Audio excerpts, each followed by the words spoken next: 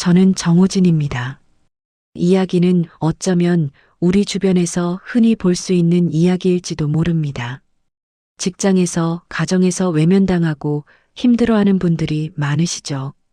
하지만 오늘 이야기처럼 포기하지 않고 진실을 밝히면 반드시 정의가 이루어집니다. 민수는 눈물을 흘리며 소리쳤습니다. 아빠는 나한테 관심도 없었잖아요. 제가 학교에서 맞고 친구들한테 무시당하는 동안 아빠는 뭐 했어요? 맨날 술 마시고 들어와서 소파에 누워 자기만 했잖아요.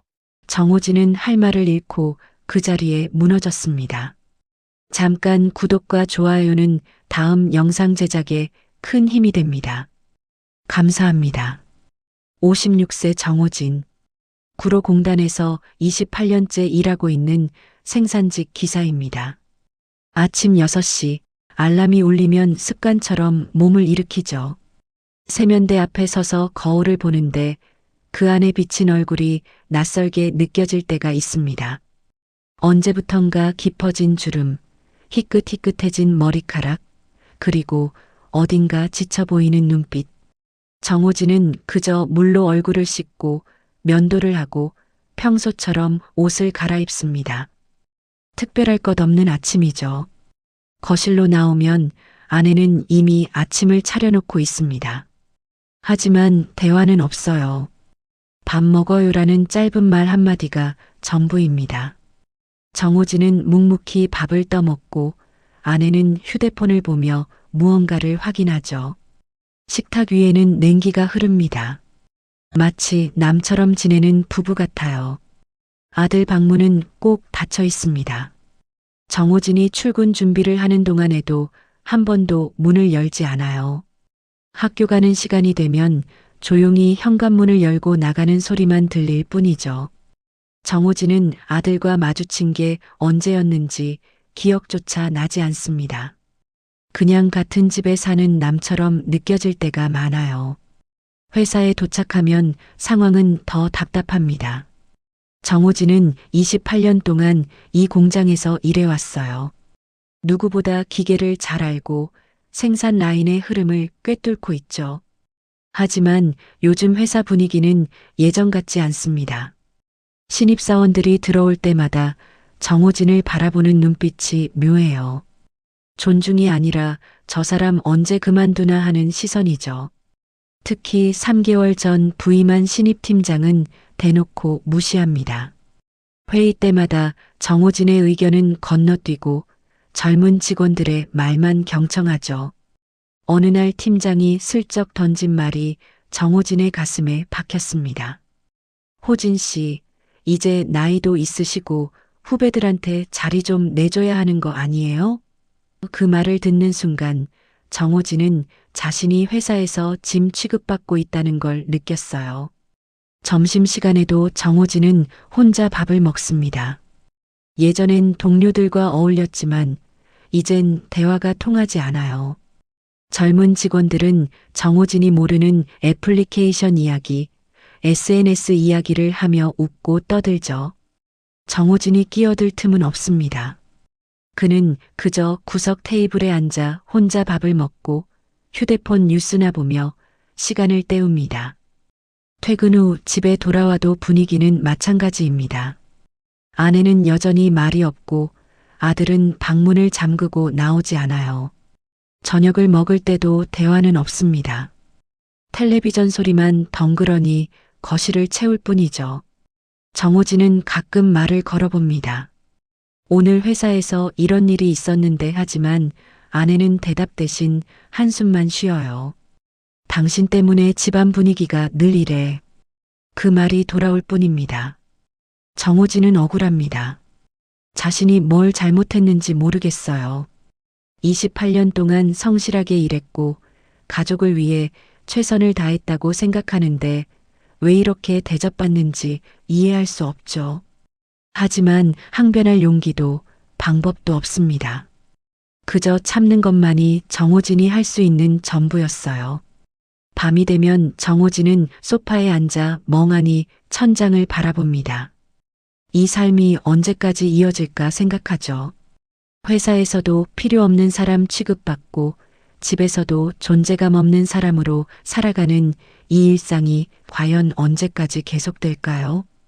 정호진은 답을 찾지 못한 채 하루를 마무리합니다. 이때까지만 해도 정호진은 몰랐습니다. 자신의 인생이 곧 완전히 뒤집어질 거라는 사실을요. 평범하다고 생각했던 일상 뒤에 숨어있던 불편한 진실이 곧 하나씩 드러나기 시작할 거라는 걸 말이죠. 어느 금요일 저녁이었습니다. 정호진이 퇴근하고 집에 돌아왔을 때 아내가 거실 소파에 앉아 있었어요. 평소와 다른 점이 있다면 아내의 표정이 묘하게 굳어 있었다는 겁니다. 정호진은 가방을 내려놓으며 물었죠. 무슨 일 있어요? 아내는 잠시 망설이다가 입을 열었습니다. 나 다음 달부터 지방 발령 나요. 당분간 주말에만 집에 올 것 같아요. 정호진은 깜짝 놀랐습니다. 지방 발령? 그게 무슨 소리예요? 갑자기 왜? 아내는 시선을 피하며 대답했어요. 회사에서 결정된 거예요. 어쩔 수 없어요. 그 말투는 너무 건조했고 어딘가 준비된 답변 같았습니다. 정호진은 뭔가 이상하다는 느낌을 받았지만 더 이상 묻지 못했어요. 아내의 차가운 표정이 대화를 막아버렸으니까요. 사실 아내가 지방 발령을 받았다는 말은 너무 갑작스러웠습니다. 정호진은 아내가 다니는 회사에 대해 잘 알고 있었어요. 그곳은 전국 지점이 있는 회사가 아니었거든요. 본사만 있는 중소기업이었죠. 그런데 갑자기 지방 발령이라니 앞뒤가 맞지 않았습니다. 하지만 정호진은 묻지 못했어요. 아내에게 따지면 또 싸움이 날 것 같았으니까요. 그날 이후로 아내의 행동은 더욱 수상해졌습니다. 주말마다 친정에 간다며 집을 비우기 시작했어요. 어머니가 편찮으셔서라는 말을 남기고 금요일 저녁이면 어김없이 짐을 싸서 나갔죠. 정호진은 처음엔 그러려니 했습니다. 하지만 이상한 점들이 하나둘 눈에 들어오기 시작했어요. 아내는 요즘 화장을 자주 합니다. 예전엔 집에서 거의 맨얼굴로 지냈는데 요즘엔 외출할 때마다 신경 써서 꾸미죠. 립스틱도 진하게 바르고 향수도 뿌리고 옷차림도 달라졌어요. 평소엔 편한 옷만 입던 아내가 요즘엔 깔끔한 원피스나 정장 차림으로 나가더군요. 정호진은 그 모습을 보며 가슴이 답답해졌습니다. 누굴 만나러 가는 걸까? 하는 의심이 스멀스멀 올라왔거든요. 그리고 아내는 휴대폰을 볼 때마다 화면을 가렸습니다. 예전엔 그런 적이 없었는데 요즘엔 정호진이 옆에 앉으면 슬쩍 휴대폰을 뒤집어 놓거나 화면을 손으로 가렸어요. 메시지가 오면 재빨리 확인하고는 미소를 짓기도 했죠. 정호진은 그 모습을 보며 불안감이 커졌습니다. 어느 토요일 밤 정호진은 혼자 집에 남아 있었습니다. 아들은 방에 틀어박혀 있고 아내는 또 친정에 갔다며 집을 비운 상태였죠. 정호진은 답답한 마음에 거실을 서성이다가 아내가 두고 간 가방이 눈에 띄었어요. 평소 같으면 절대 건드리지 않았을 겁니다. 하지만 그날은 달랐어요. 뭔가 확인하고 싶은 충동이 들었죠. 정호진은 잠시 망설였습니다. 이러면 안 되는데 하지만 불안감이 너무 컸어요. 결국 가방 쪽으로 다가갔죠. 손을 뻗어 가방을 열었습니다. 안에는 화장품, 수첩, 그리고 몇 장의 서류가 들어 있었어요. 가방 안을 들여다본 정호진은 그 자리에서 얼어붙었습니다. 서류 하나가 반쯤 삐져나와 있었는데 제목이 선명하게 보였어요. 별거 합의서 초안. 정호진은 손이 떨렸습니다. 서류를 꺼내 펼쳐보니 거기엔 재산 분할, 생활비 부담, 별거 기간 등이 빼곡하게 적혀 있었죠. 아내의 필체로 메모까지 되어 있었습니다. 변호사 상담 일정 다음 주 화요일이라는 글씨도 보였어요. 정호진은 숨이 턱 막혔어요. 이게 대체 뭐야? 손에 든 서류가 믿기지 않았습니다. 아내가 별거를 준비하고 있었다는 사실이요. 그것도 정호진 몰래 혼자서 계획을 세우고 있었던 거예요. 심지어 변호사까지 만날 예정이었다니 이건 단순한 생각이 아니라 실행 직전 단계였던 겁니다. 정호진은 소파에 주저앉았습니다. 머릿속이 하얗게 변했죠. 왜? 이유라도 말해줘야 하는 거 아니야? 정호진은 분노가 치밀어 올랐습니다. 28년을 함께 살았는데 이렇게 일방적으로 결정할 수 있는 건가요? 대화 한 번 없이, 설명 한마디 없이 그냥 서류 하나로 모든 걸 끝내려는 건가요? 정호진은 휴대폰을 집어들었습니다. 아내에게 전화를 걸었죠. 여보세요? 아내의 목소리가 들렸어요. 정호진은 떨리는 목소리로 물었습니다. 지금 어디예요? 당장 집에 와요. 우리 얘기 좀 해야겠어요. 아내는 잠시 침묵하더니 대답했습니다. 무슨 일인데요? 정호진은 참았던 감정을 터뜨렸어요. 별거 합의서가 뭐예요? 이게 대체 무슨 짓이에요? 전화기 너머로 아내가 한숨 쉬는 소리가 들렸습니다. 그리고 차갑게 말했죠. 그거 봤어요? 정호진은 소리쳤어요. 봤냐고요? 당연히 봤죠. 이게 뭐냐고 물어보는 거예요. 하지만 아내의 대답은 더욱 차가웠습니다. 말해봤자 당신은 이해 못해요. 나중에 얘기해요. 그리고 전화를 끊어버렸습니다. 정호진은 휴대폰을 내려다보며 멍하니 서 있었어요. 귓가에 뚜마이너스 소리만 울릴 뿐이었죠. 아내의 말이 머릿속에서 맴돌았습니다. 말해봤자 당신은 이해 못해요. 그 말은 정호진을 완전히 산산조각 냈어요. 자신은 이해할 능력조차 없는 사람 취급받고 있었던 겁니다. 정호진은 거실 바닥에 주저앉았습니다. 서류를 손에 쥔 채 멍하니 앉아 있었죠. 도대체 뭐가 잘못된 걸까요? 정호진은 자신이 뭘 잘못했는지 알 수 없었어요. 28년 동안 성실하게 일했고 가족을 위해 최선을 다했다고 생각했는데 왜 이런 일이 벌어지는 걸까요? 그날 밤 정호진은 잠을 이루지 못했습니다. 천장을 바라보며 온갖 생각이 머릿속을 스쳤죠. 아내가 나를 떠나려는 건가? 이유가 뭐지? 내가 뭘 잘못한 거야? 하지만 아무리 생각해도 답이 나오지 않았어요. 정호진은 그저 어둠 속에서 홀로 괴로워할 뿐이었습니다. 다음 날 아침 아내는 집으로 돌아왔습니다. 하지만 여전히 말이 없었어요. 정호진이 다가가 물어도 지금은 얘기하기 싫어요라는 말만 되풀이했죠. 정호진은 더 이상 참을 수 없었습니다. 당신 나한테 할 말 있으면 지금 해요. 이렇게 회피만 하면 어떡해요. 하지만 아내는 방문을 닫아버렸습니다. 정호진은 무너졌습니다. 가정이 무너지고 있었어요. 아내는 이미 마음을 닫았고 대화조차 불가능한 상태였죠. 정호진은 거실 소파에 앉아 고개를 떨구었습니다. 이제 회사에서만이 아니라 집에서도 버려지고 있다는 생각이 들었어요. 그리고 이건 시작에 불과했습니다. 집안 문제만으로도 충분히 힘든 상황이었는데 회사에서도 문제가 터졌습니다. 월요일 아침 정호진은 평소처럼 출근했어요. 하지만 사무실 분위기가 심상치 않았습니다. 동료들이 수군거리며 정호진을 힐끔힐끔 쳐다보더군요. 정호진은 자리에 앉아 컴퓨터를 켰습니다. 그런데 이메일함에 이상한 메일이 와 있었어요. 제목은 긴급회의 소집 오전 10시였습니다. 회의실에 들어서자 신입 팀장이 정호진을 기다리고 있었습니다. 팀장의 표정은 차갑게 굳어 있었죠. 호진 씨 앉으세요. 정호진은 자리에 앉았어요. 팀장은 서류 뭉치를 탁 내려놓으며 말했습니다. 호진 씨, 솔직히 말씀드릴게요. 회사 입장에서 고민이 많습니다. 정호진은 어리둥절했어요. 무슨 말씀이신지 팀장은 한숨을 쉬며 말을 이었습니다. 호진 씨도 아시잖아요.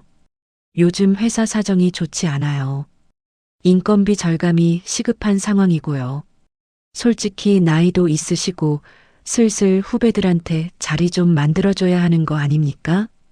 그 말을 듣는 순간 정호진의 머릿속이 하얘졌습니다. 자리를 내놓으라는 소리였어요. 28년 동안 성실하게 일해온 사람에게 던지는 말치곤 너무 차갑고 무책임했죠. 정호진은 억지로 침착함을 유지하며 물었습니다. 그럼 제가 어떻게 하길 바라시는 겁니까? 팀장은 서류를 밀어내며 말했어요. 명예퇴직 신청서입니다. 한번 검토해 보세요. 회사에서 위로금도 준비했고요. 호진 씨 입장에서도 나쁘지 않은 조건일 겁니다. 정호진은 서류를 내려다봤어요. 명예퇴직. 그 단어가 눈에 박혔습니다. 28년의 세월이 이 서류 한 장으로 끝나는 겁니다. 정호진은 고개를 들어 팀장을 똑바로 쳐다봤어요. 저는 아직 일할 수 있습니다. 생산 라인에서 저만큼 숙련된 사람도 없고요. 왜 제가 나가야 합니까? 하지만 팀장은 비웃듯 말했습니다. 호진 씨, 현실을 보세요. 지금은 젊은 인력이 필요한 시대예요. 기술도 빠르게 변하고 있고요. 솔직히 호진 씨 같은 분들은 회사 입장에선 부담이에요. 정호진은 주먹을 꽉 쥐었습니다. 분노가 치밀어 올랐지만 참았어요. 여기서 감정을 터뜨리면 더 불리해질 것 같았으니까요. 정호진은 자리에서 일어나며 말했습니다. 생각해 보겠습니다. 그리고 회의실을 나왔죠. 하지만 상황은 거기서 끝나지 않았습니다. 며칠 뒤 회사에서 전체 회의가 열렸어요. 그 자리에서 신입사원 한 명이 발표를 했습니다. 주제는 생산 라인 효율화 방안이었죠. 정호진은 발표 자료를 보는 순간 깜짝 놀랐어요. 그 내용은 정호진이 지난 10년간 작성해온 보고서와 똑같았습니다. 정호진은 지난 10년 동안 생산 라인의 문제점을 분석하고 개선 방안을 꾸준히 정리해 왔어요. 작업 시간 단축, 불량률 감소, 안전사고 예방까지 세세하게 기록했죠. 그 자료는 정호진의 컴퓨터에 저장되어 있었고 회사 공유 폴더에도 올려놨었습니다. 그런데 지금 신입사원이 그 자료를 마치 자기가 만든 것처럼 발표하고 있었어요. 발표가 끝나자 박수 소리가 터져 나왔습니다. 팀장은 신입사원을 칭찬했어요. 역시 젊은 친구들은 다르네요. 이런 창의적인 아이디어를 내다니 대단합니다. 정호진은 참을 수 없었어요. 자리에서 일어나 말했습니다. 잠깐만요. 저 자료는 제가 작성한 겁니다. 회의실이 조용해졌습니다. 모두가 정호진을 쳐다봤어요. 팀장은 미간을 찌푸리며 물었죠. 무슨 말씀이세요? 정호진은 똑똑히 말했습니다. 저 발표 자료는 제가 지난 10년간 작성한 보고서입니다. 공유 폴더에 올려놨던 자료고요. 확인해 보시면 알 겁니다. 신입사원은 당황한 기색이 역력했어요. 하지만 팀장은 차갑게 말했습니다. 호진 씨, 증거가 있습니까? 공유 폴더에 있는 자료는 누구나 참고할 수 있는 거 아닙니까? 정호진은 답답했어요. 하지만 제가 작성한 원본 파일이 제 컴퓨터에 팀장이 말을 끊었습니다. 그건 호진 씨 주장일 뿐이죠.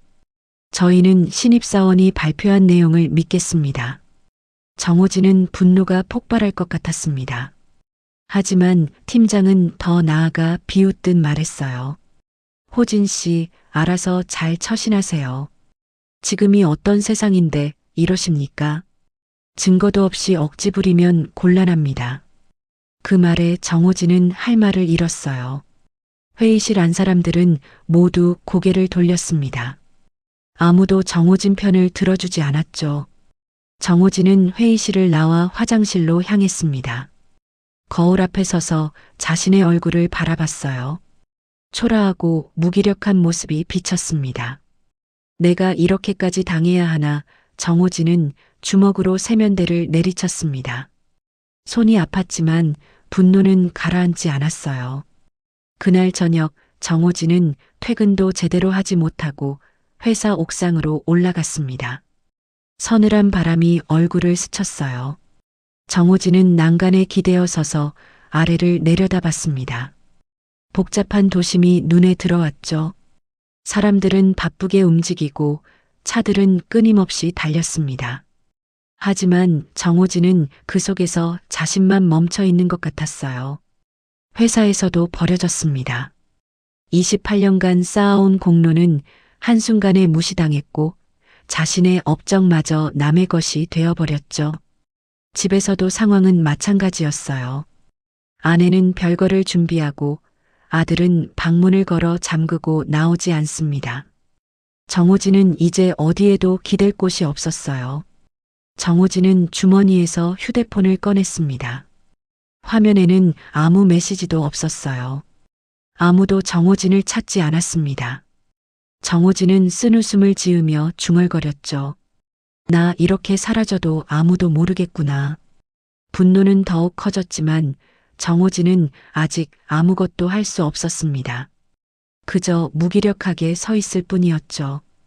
회사에서 돌아온 정호진은 완전히 지쳐 있었습니다. 현관문을 열고 들어섰지만 집안은 여전히 냉랭했어요. 아내는 거실 소파에 앉아 텔레비전을 보고 있었고 아들 방문은 꼭 닫혀 있었습니다. 정호진은 가방을 내려놓고 거실로 들어갔어요. 저 왔어요. 하지만 아내는 고개도 돌리지 않았습니다. 정호진은 한숨을 쉬며 방으로 향했죠. 그런데 복도를 지나가다 아들 방문 앞에서 멈췄습니다. 문틈 사이로 희미한 불빛이 새어나오고 있었어요. 정호진은 문을 두드렸습니다. 민수야, 나 아빠야. 문 좀 열어봐. 하지만 대답이 없었어요. 정호진은 다시 한번 노크했습니다. 민수야, 우리 얘기 좀 하자. 그제야 안에서 짜증 섞인 목소리가 들렸습니다. 뭐예요? 바빠요. 정호진은 조심스럽게 말했어요. 아빠가 들어가도 될까? 잠시 침묵이 흐른 뒤 문이 살짝 열렸습니다. 아들 민수가 무표정한 얼굴로 정호진을 쳐다봤죠. 뭐예요? 정호진은 방 안으로 들어갔습니다. 책상 위에는 책들이 어지럽게 널려 있었고 침대 옆에는 옷가지들이 쌓여 있었어요. 정호진은 침대 끝에 앉으며 물었습니다. 요즘 학교 어때? 공부는 잘 되고? 민수는 고개도 돌리지 않고 대답했어요. 그냥 그래요. 정호진은 말을 이어가려 했지만 쉽지 않았습니다. 아들과 언제부터 이렇게 대화가 단절됐는지 기억조차 나지 않았어요. 정호진은 주변을 둘러보다가 책상 구석에 놓인 종이 한 장을 발견했습니다. 상담 기록지였어요. 정호진은 무심코 그 종이를 집어들었습니다. 거기엔 민수가 학교 상담 선생님과 나눈 대화 내용이 적혀 있었어요. 정호진은 눈을 크게 떴습니다. 글씨가 선명하게 보였죠. 아빠가 무섭다. 아빠만 오면 집 분위기가 얼어붙는다. 아빠랑 대화하고 싶지 않다. 정호진은 숨이 턱 막혔습니다. 민수야, 이게 뭐야? 민수는 화들짝 놀라며 종이를 빼앗으려 했어요. 그거 왜 봐요? 제 거잖아요. 하지만 정호진은 종이를 놓지 않았습니다. 민수야, 아빠가 그렇게 무서웠어? 민수는 입술을 깨물며 고개를 돌렸습니다. 정호진은 가슴이 무너지는 것 같았어요. 아빠는 내가 이렇게 생각하는 줄 몰랐어. 아빠가 뭘 잘못한 거야? 민수는 대답하지 않았습니다. 그저 침묵 속에서 고개를 숙이고 있을 뿐이었죠. 정호진은 더 묻고 싶었지만 민수의 표정을 보니 말을 잇기 어려웠어요. 그때 민수의 책상 서랍이 살짝 열려 있는 게 보였습니다. 안에서 또 다른 종이가 삐져나와 있었어요. 정호진은 본능적으로 그 종이를 꺼냈습니다. 그건 학교 폭력 설문지였습니다. 거기엔 민수의 필체로 이렇게 적혀 있었어요. 요즘 학교에서 친구들이 저를 따돌립니다. 점심시간에 혼자 밥을 먹고 체육 시간엔 팀에서 빠집니다. 아무도 저한테 말을 걸지 않아요. 정호진은 손이 떨렸습니다. 민수야, 너 학교에서 왕따 당하고 있었어? 민수는 고개를 확 돌리며 소리쳤습니다. 그거 왜 봐요? 제 물건 함부로 만지지 마세요. 정호진은 다급하게 민수에게 다가갔어요. 민수야, 이게 언제부터야? 왜 아빠한테 말 안 했어? 민수는 눈물을 글썽이며 뒤로 물러났습니다. 말해봤자 뭐해요? 아빠는 저한테 관심도 없잖아요. 정호진은 가슴이 찢어지는 것 같았어요. 무슨 소리야? 아빠가 너한테 관심 없다니. 하지만 민수는 더 큰 목소리로 외쳤습니다. 아빠는 나한테 관심도 없었어요. 제가 학교에서 맞고 혼자 밥 먹고 친구들한테 무시당하는 동안 아빠는 뭐 했어요? 맨날 술 마시고 들어와서 소파에 누워 자기만 했잖아요. 제 얘기는 들을 생각도 안 했어요. 정호진은 할 말을 잃었습니다. 민수의 말이 가슴에 꽂혔어요. 사실이었으니까요. 정호진은 퇴근하면 지쳐서 소파에 누워 텔레비전만 봤습니다. 민수가 무슨 생각을 하는지, 학교에서 무슨 일이 있는지 한 번도 제대로 물어본 적이 없었어요. 민수는 눈물을 흘리며 계속 말했습니다. 아빠는 항상 피곤하다고만 했어요. 제가 말 걸면 귀찮아했고요. 그래서 전 그냥 혼자 참았어요. 학교에서 맞아도 친구들이 저 놀려도 혼자 울어도 아빠한테 말하면 안 될 것 같았어요. 정호진은 무릎이 꺾였습니다. 민수 앞에 무릎을 꿇고 앉았어요. 미안해 민수야. 아빠가 정말 미안해. 아빠가 몰랐어. 내가 이렇게 힘들어하는 줄 알지만 민수는 뒤로 물러서며 소리쳤습니다. 이제 와서 미안하다고 하지 마세요. 전 이미 지쳐버렸어요. 민수는 방문을 확 열고 뛰쳐나갔습니다. 현관문이 쾅 하고 닫히는 소리가 들렸어요. 정호진은 민수방 바닥에 주저앉았습니다. 손에는 여전히 상담 기록지와 폭력 설문지가 들려 있었죠. 정호진은 그 종이들을 내려다보며 눈물이 핑 돌았습니다. 내가 이렇게 형편없는 아버지였구나. 정호진은 고개를 떨구었어요. 회사에서도 버림받고 아내에게도 외면당하고 이제 아들에게까지 미움받고 있었습니다. 정호진은 자신이 완전히 무너지고 있다는 걸 느꼈어요. 가정도 회사도 모든 게 무너지고 있었습니다. 거실로 나온 정호진은 아내를 바라봤습니다. 아내는 여전히 텔레비전을 보고 있었어요. 정호진은 떨리는 목소리로 물었습니다. 당신 민수가 학교에서 왕따 당하는 거 알고 있었어요? 아내는 고개를 돌리지 않고 대답했습니다. 알았죠. 정호진은 소리쳤어요. 알았으면 왜 나한테 말 안 했어요? 아내는 한숨을 쉬며 말했습니다. 말해봤자 당신은 들으려고도 안 했잖아요. 맨날 피곤하다고만 하고. 정호진은 할 말을 잃었습니다. 아내의 말도 사실이었으니까요. 정호진은 소파에 주저앉았습니다. 머리를 감싸쥐고 신음했어요. 난 대체 뭘 한 거야? 모든 것이 무너지고 있었습니다. 그리고 정호진은 그 모든 것이 자신의 책임이라는 걸 깨달았어요.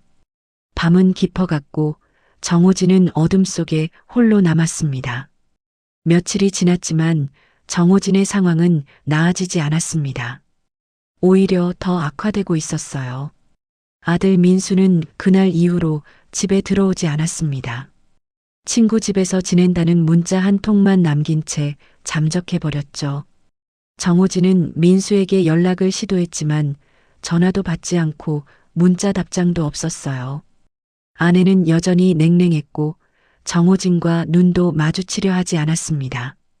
회사에서도 압박은 계속됐습니다. 팀장은 매일같이 정호진에게 명예퇴직 서류를 넌지시 언급했어요. 호진 씨, 생각 좀 해보셨어요? 시간이 많지 않아요. 정호진은 그저 고개만 숙인 채 대답하지 못했습니다. 어디 하나 기댈 곳이 없었어요. 그러던 어느 금요일 밤이었습니다. 정호진은 퇴근 후 집으로 돌아왔어요. 현관문을 열고 들어섰는데 거실에서 이상한 소리가 들렸습니다. 아내가 누군가와 통화하고 있었어요. 정호진은 조용히 신발을 벗으며 귀를 기울였습니다. 응, 알았어. 내일도 기다려줘. 아내의 목소리는 평소와 달리 부드러웠어요. 정호진은 가슴이 철렁 내려앉았습니다. 아내가 저렇게 다정한 목소리로 말하는 걸 언제 들어봤던가요? 적어도 자신에게는 그런 목소리를 쓴 적이 없었죠. 정호진은 거실로 들어갔습니다. 아내는 화들짝 놀라며 전화를 끊었어요. 언제 왔어요? 정호진은 아내를 쳐다보며 물었습니다. 누구랑 통화했어요? 아내는 시선을 피하며 대답했습니다. 그냥 친구요. 정호진은 더 묻지 않았습니다. 하지만 의심은 커져만 갔어요.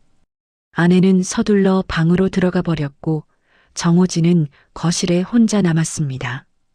그때 소파 옆에 놓인 아내의 휴대폰이 눈에 들어왔어요. 아내가 깜빡하고 두고 간 것 같았습니다. 정호진은 잠시 망설였습니다. 이러면 안 되는데 하지만 불안감이 너무 컸어요. 결국 휴대폰을 집어들었습니다. 화면을 켜자 잠금이 걸려 있지 않았어요. 아내가 급하게 방으로 들어가는 바람에 잠금 설정을 못한 것 같았습니다. 정호진은 메시지함을 열었습니다. 그리고 그곳에서 낯익은 이름을 발견했어요.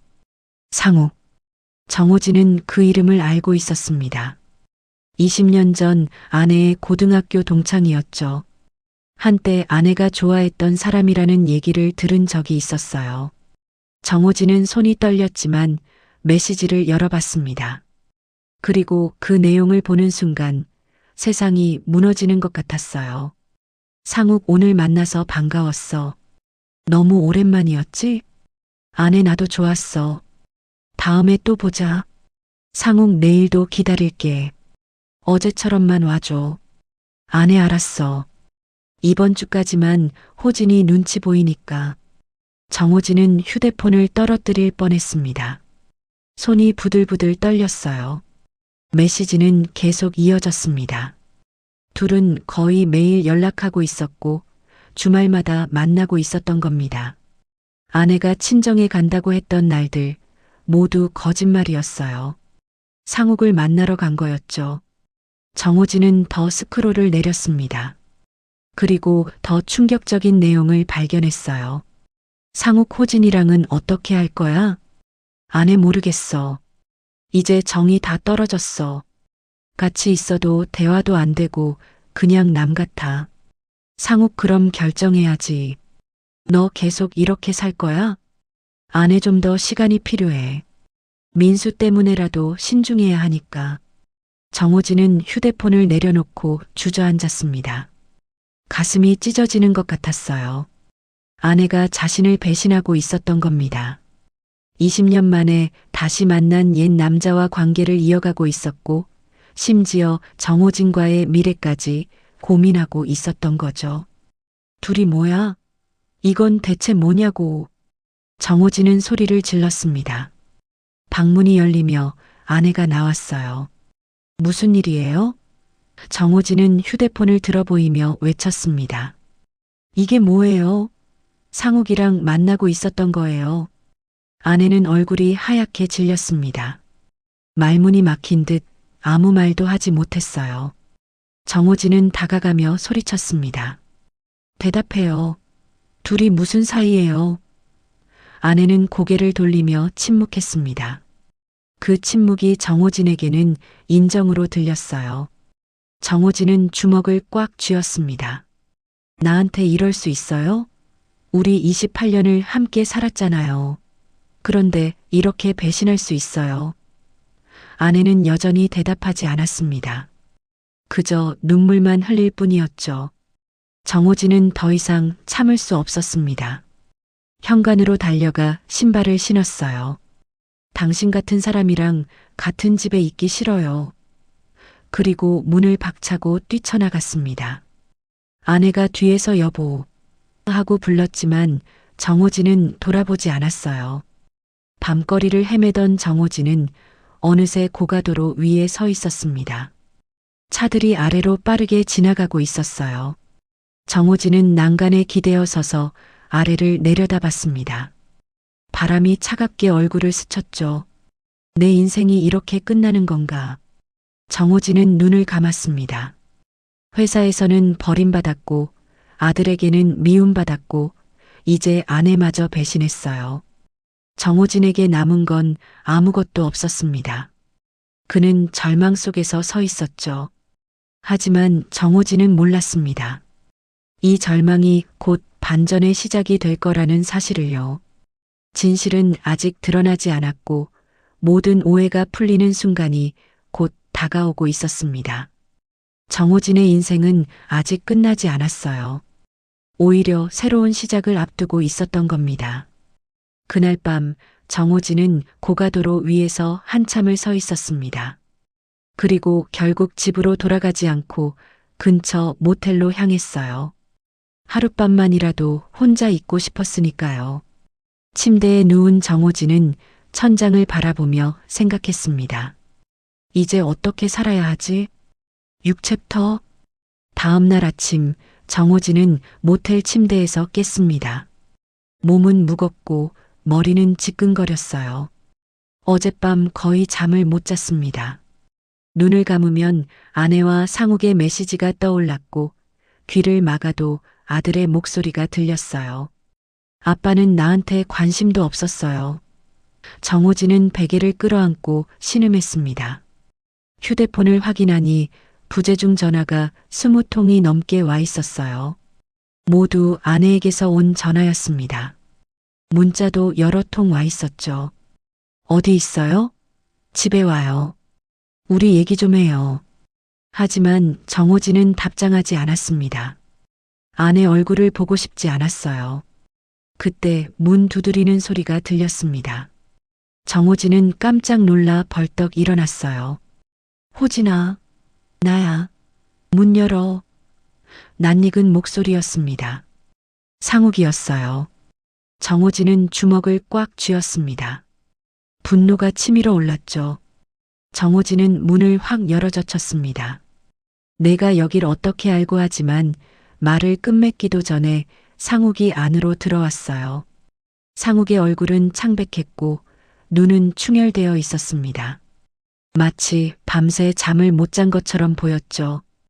호진아, 일단 내 얘기 좀 들어봐.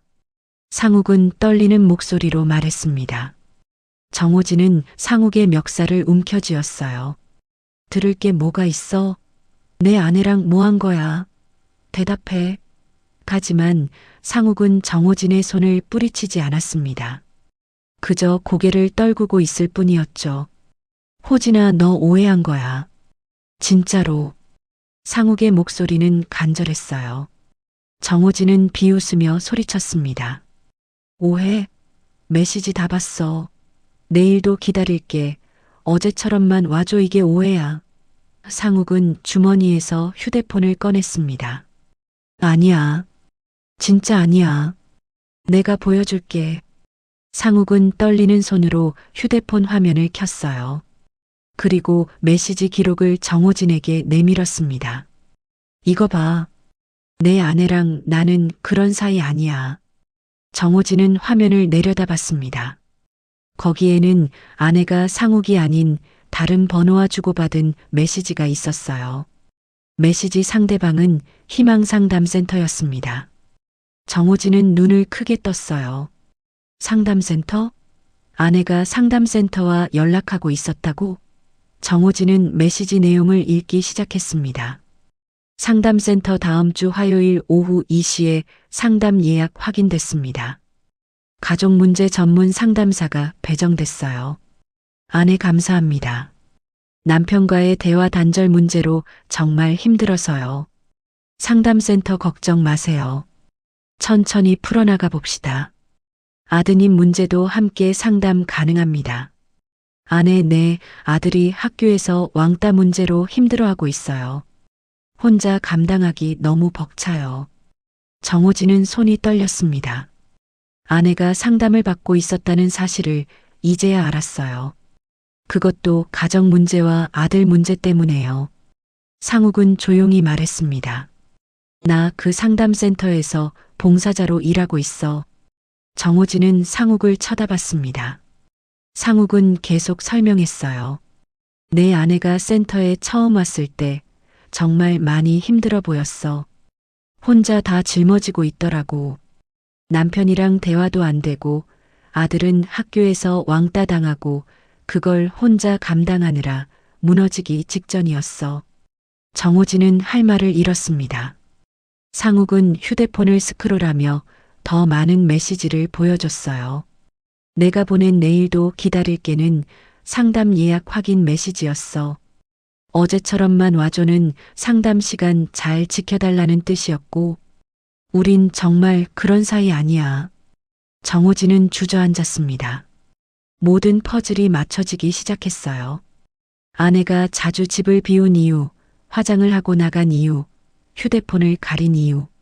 모두 상욱과 바람을 피운 게 아니라 상담을 받으러 간 거였습니다. 상욱은 정호진 옆에 앉으며 말했습니다. 내 아내는 정말 너희 가정을 지키려고 애썼어. 별거 서류도 사실은 변호사 상담받으면서 작성한 거였어. 만약 정말 안 되면 어떻게 해야 하나 고민하면서 말이야. 하지만 진짜 원했던 건 너희 가족이 다시 잘 사는 거였어. 정호진은 눈물이 핑 돌았습니다. 그럼 아내는 나를 버리려던 게 아니었어? 상욱은 고개를 저었습니다. 아니야. 오히려 반대야. 내 아내는 너희 가족 지키려고 필사적이었어. 나한테 계속 물어봤거든. 어떻게 하면 남편이랑 다시 대화할 수 있냐고, 어떻게 하면 아들을 도울 수 있냐고. 정호진은 고개를 떨구었습니다. 나는 완전히 오해했구나. 상욱은 정호진의 어깨에 손을 얹었어요. 호진아, 내 아내 정말 많이 힘들었어. 혼자 다 떠안고 있었거든. 너한테 말하려고 해도 너는 맨날 피곤하다고만 했고 대화 시도조차 거부했잖아. 정호진은 가슴이 찢어지는 것 같았습니다. 모든 게 자신의 잘못이었어요. 아내는 가정을 지키려 애썼는데 정호진은 그걸 외면했던 겁니다. 아들이 힘들어할 때도 아내가 도움을 청할 때도 정호진은 귀를 닫고 있었죠. 상욱은 일어서며 말했습니다. 호진아, 아직 늦지 않았어. 내 아내 지금도 너 기다리고 있어. 집에 가봐. 그리고 제대로 대화해봐. 정호진은 고개를 들어 상욱을 바라봤어요. 나 뭐라고 말해야 할지 모르겠어. 상욱은 미소 지었습니다. 미안하다고 해. 그리고 다시 시작하자고 해. 그게 시작이야. 정호진은 천천히 고개를 끄덕였습니다. 상욱은 문을 열고 나가며 마지막으로 말했어요. 호진아, 너희 가족 무너지는 거 정말 보기 싫었어. 다시 잘 살아봐. 응? 정호진은 혼자 남았습니다. 모텔 방 안에서 한참을 앉아 있었죠. 그리고 천천히 휴대폰을 들어 아내에게 전화를 걸었습니다. 여보, 나야. 집에 갈게. 우리 얘기 좀 하자. 전화기 너머로 아내가 흐느끼는 소리가 들렸습니다. 정호진은 집으로 돌아왔습니다. 현관문을 열자 아내가 거실 소파에 앉아 있었어요. 아내의 눈은 퉁퉁 부어 있었고 얼굴은 창백했습니다. 밤새 울었던 것 같았어요. 정호진은 조심스럽게 다가가 아내 앞에 앉았습니다. 미안해요. 내가 오해했어요. 아내는 고개를 들어 정호진을 바라봤어요. 눈물이 또다시 흘러내렸죠. 당신이 상욱 씨 만났어요? 정호진은 고개를 끄덕였습니다. 응, 다 들었어요.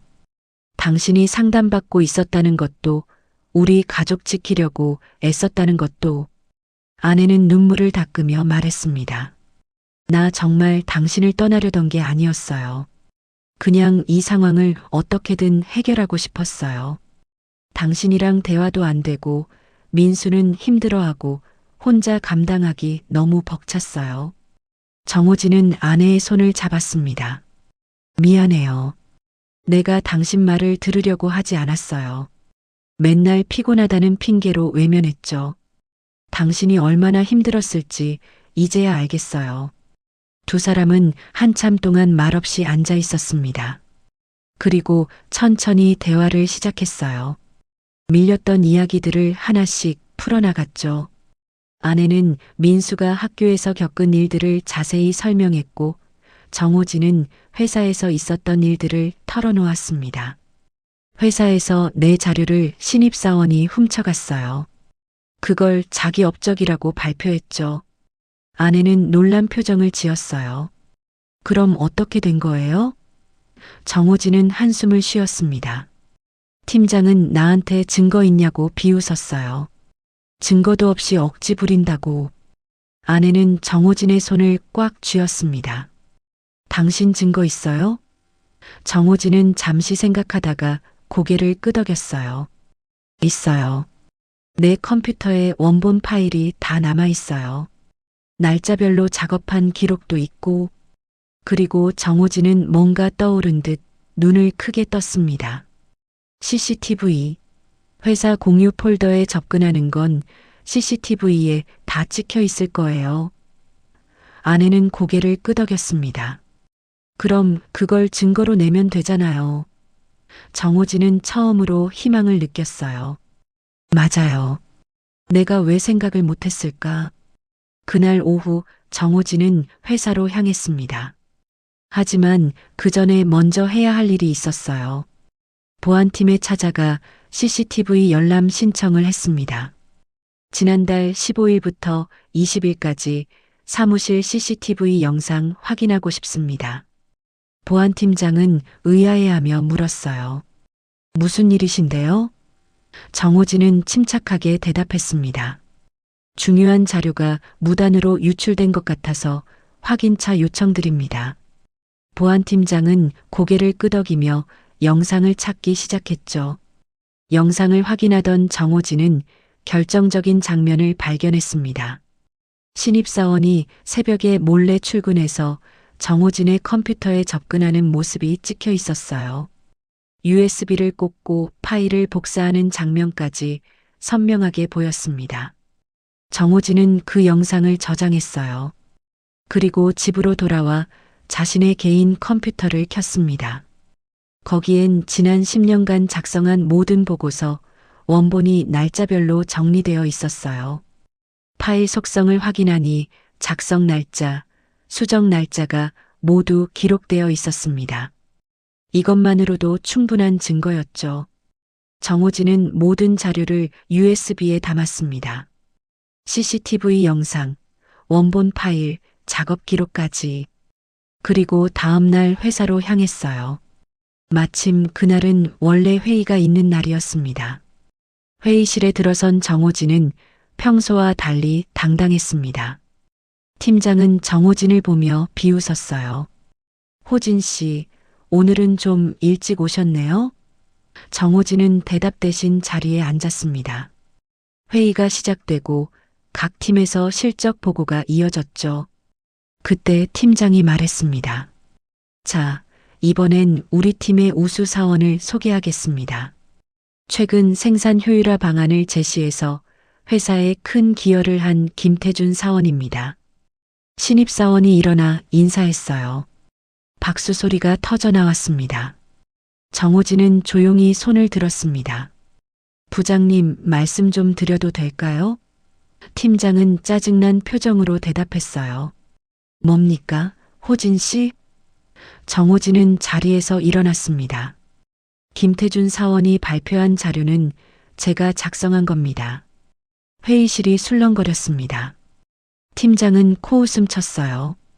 또 그 얘기입니까? 증거도 없으면서 계속 우기시면 곤란합니다. 정호진은 주머니에서 USB를 꺼냈습니다. 증거 있습니다. 정호진은 USB를 프로젝터에 연결했어요. 화면에 파일 목록이 떴습니다. 날짜별로 정리된 보고서들이 쭉 나열되어 있었죠. 이 파일들은 제가 2015년부터 작성한 원본입니다. 파일 속성 보시면 작성 날짜 확인 가능합니다. 팀장은 당황한 기색을 보였어요. 하지만 여전히 버텼습니다. 그래봤자 공유 폴더에 있던 자료 아닙니까? 누구나 참고할 수 있는 거잖아요. 정호진은 고개를 저었습니다. 참고가 아니라 무단 복사입니다. 증거 보여드리죠. 정호진은 CCTV 영상을 재생했습니다. 화면에 신입사원이 새벽에 몰래 정호진의 컴퓨터에 접근하는 모습이 떴어요. USB를 꽂고 파일을 복사하는 장면도 선명하게 보였습니다. 날짜와 시간까지 표시되어 있었죠. 회의실이 얼어붙었습니다. 신입사원의 얼굴은 새하얗게 질렸어요. 팀장도 할 말을 잃었습니다. 정호진은 침착하게 말했습니다. 이제 누가 누구를 짓밟는 겁니까? 증거 있잖아요. 부장이 일어섰습니다. 이게 대체 어떻게 된 일입니까? 팀장은 변명을 늘어놓으려 했지만 소용없었어요. 증거는 명백했고 거짓말은 통하지 않았습니다. 신입사원은 고개를 숙인 채 아무 말도 하지 못했죠. 회의는 즉시 중단됐습니다. 부장은 정호진을 별도로 불렀어요. 호진 씨, 이런 일이 있었는지 몰랐습니다. 정말 죄송합니다. 정호진은 담담하게 대답했습니다. 사과는 공식 석상에서 해주시면 감사하겠습니다. 그날 오후 긴급 전체 회의가 소집됐습니다. 부장은 전 직원 앞에서 정호진에게 공식 사과했어요. 정호진 기사님께 큰 잘못을 저질렀습니다. 회사 차원에서 깊이 사과드립니다. 팀장은 직위해제 처분을 받았고 신입사원은 징계위원회에 회부됐습니다. 정호진은 회의실을 나서며 깊게 숨을 들이쉬었습니다. 가슴이 뻥 뚫리는 것 같았어요. 드디어 정의가 바로 섰습니다.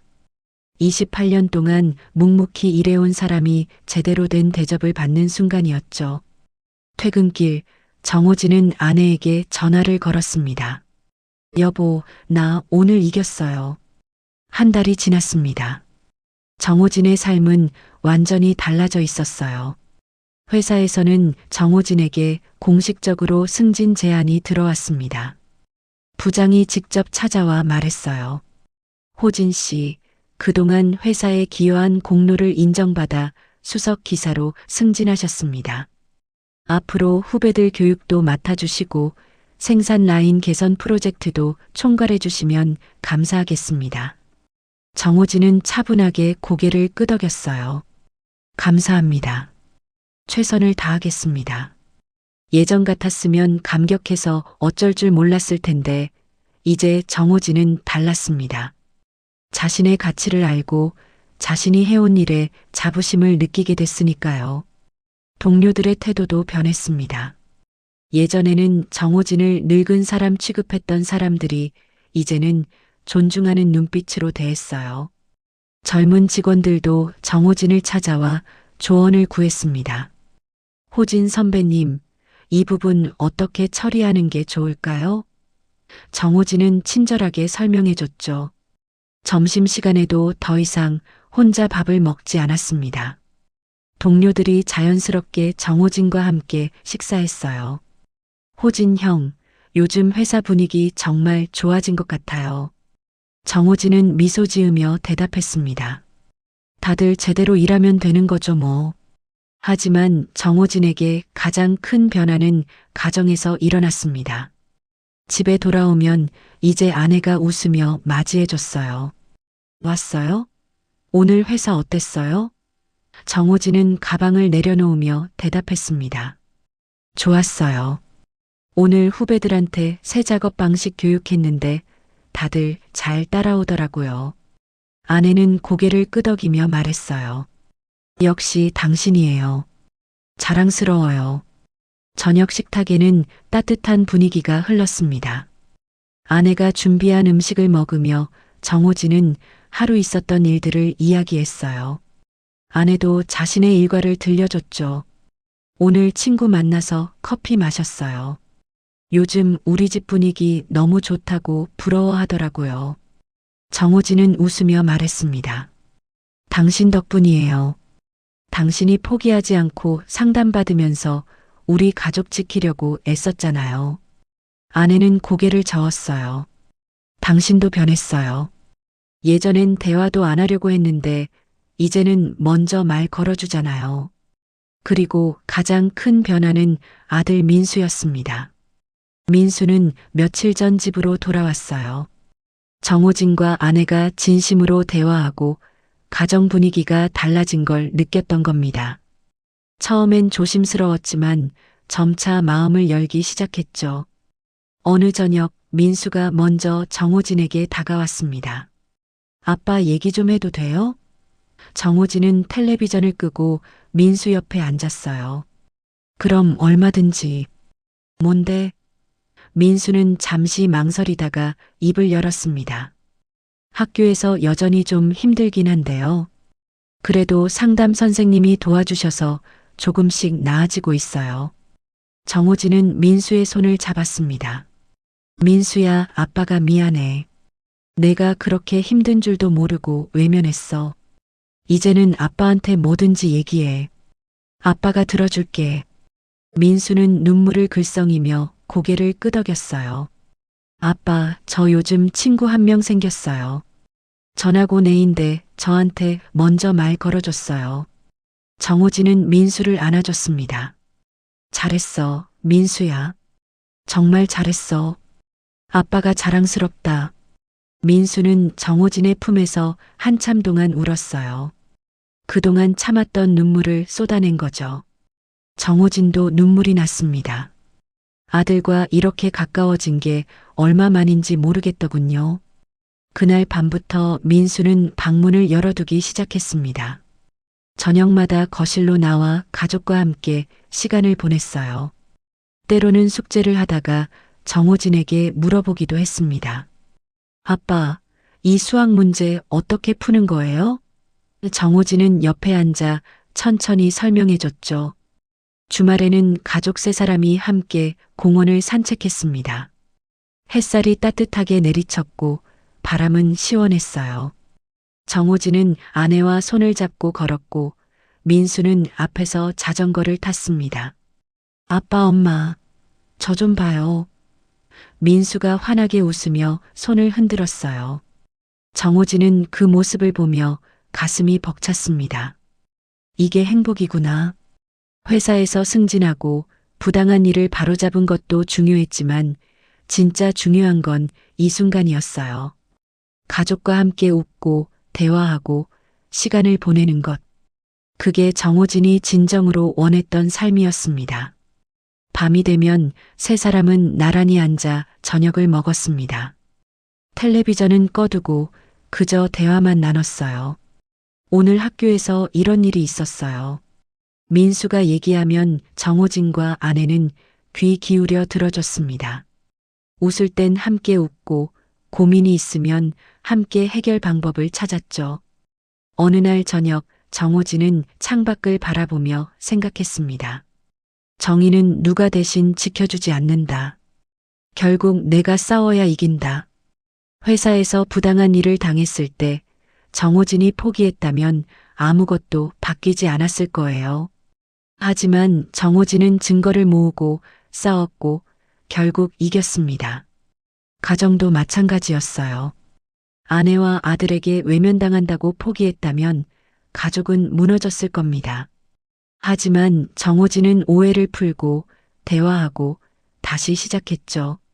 정호진은 이제 알았습니다. 인생에서 중요한 건 포기하지 않는 것, 진실을 밝히는 것, 그리고 사랑하는 사람들과 소통하는 것이라는 걸요.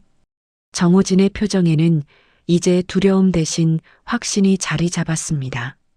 자신의 가치를 아는 사람, 가족을 지킬 줄 아는 사람, 부당함에 맞서 싸울 줄 아는 사람. 그게 바로 지금의 정호진이었어요. 창밖으로 별이 반짝이고 있었습니다.